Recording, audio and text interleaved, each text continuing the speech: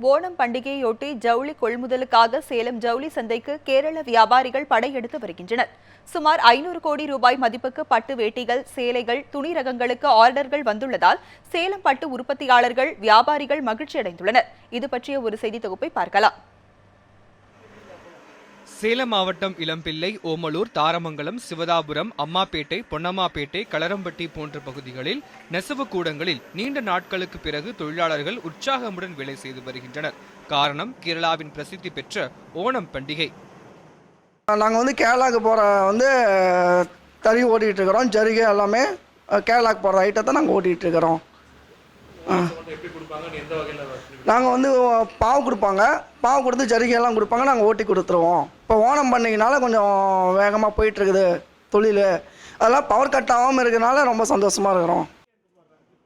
ஓணம் பண்டிகையை முன்னிட்டு கடந்த ஆண்டை காட்டிலும் இந்த ஆண்டு கலர் புட்டா புடவை, ஜாரி புடவை, பிளெயின் கலர் பட்டார் புடவை, கண்ணன், கிருஷ்ணன், குருவாயூரப்பன் உருவங்கள், எம்ப்ராய்டரி செய்யப்பட்ட புடவைகள் என பல வண்ண உடைகள் சேலம் பகுதியில் முழு வீச்சில் தயாராகி வருகின்றன. எங்களுக்கு எப்பயுமே ஜூன் மாதத்துலேருந்து செப்டம்பர் மாதம் வரைக்கும் ஓணம் சீசன்னால ரொம்ப சேல்ஸ் அதிகமாக இருக்கும். போன வருஷத்தை காட்டிலும் இந்த வருஷம் சேல்ஸ் ரொம்ப ஆர்டர் அதிகமாக வர்றதுனால சேல்ஸ் நல்லபடியாக போயிட்டுருக்கு.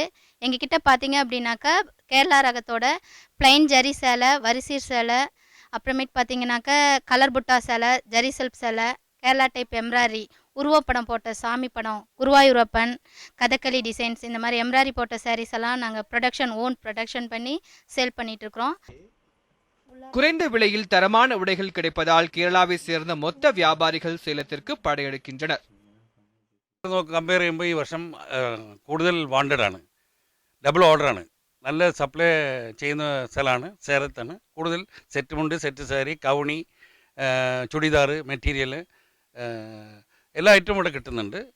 അതുമല്ല വില കുറവാണ്, അതാണ് ഏറ്റവും കൂടുതൽ.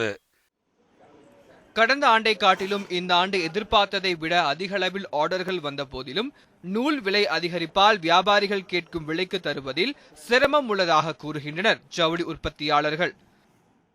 பேக் பண்ணி ஃபோல்டிங் பண்ணி அதுக்கு அயன் பண்ணணும், ப்ராசஸ் பண்ணணும், அந்த வேலையெல்லாம் பண்ணி முடித்து அதுக்கப்புறம் இங்கே பேக்கிங் நடந்து அதுக்கப்புறம் யார் என்னென்ன ஐட்டம் கேட்குறாங்களோ அதை மட்டும் சப்ளை பண்ணுறோம்.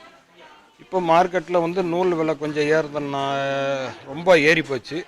அதனால் ஆர்டருக்கு அவங்க கேட்குற விலைக்கு எங்களால் சப்ளை பண்ண முடியல. அது கொஞ்சம் சிரமமாக இருக்குது.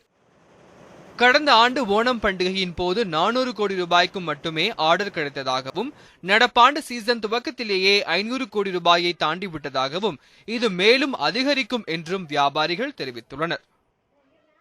இந்த சேலம், நாமக்கல், தருமபுரி, கிருஷ்ணகிரி அந்த மாவட்டத்திலும் உள்ள, அப்புறம் சேலம் நகரத்தில் அம்மாப்பேட்டை, பொன்னம்மாப்பேட்டை, இளம்பள்ளியில் சேலை தயாரிக்கிறாங்க, ஹோலும் சேலை தயாரிக்கிறாங்க.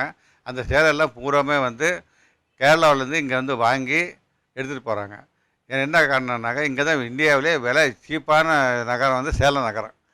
அதுக்கு அடுத்து இது ஈரோடு. அதனால் பூராமே இங்கேருந்து எடுத்துகிட்டு போய் இந்த ஓணம் பண்டிகைக்கு சுமார் 500 கோடி ரூபா வரைக்கும் வியாபாரம் ஆச்சுன்னு நான் நினைக்கிறேன்.